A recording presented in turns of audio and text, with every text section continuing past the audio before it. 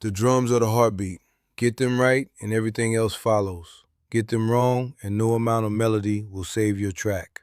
4 elements. The kick, your pulse, your power, living in the 60 to 100 hertz range. The snare, your backbeat, the crack that makes heads nod, sitting on beats 2 and 4. The hi-hat, your rhythmic personality, defining whether you're making boom bap, trap, or something in between. And the 808 bass, the most powerful element in modern hip-hop production. Tune it to your key, always. An out-of-tune 808 announces amateur immediately. Add swing. A beat that is too perfectly quantized sounds robotic. 5 to 15% swing gives your drums humanity. They breathe.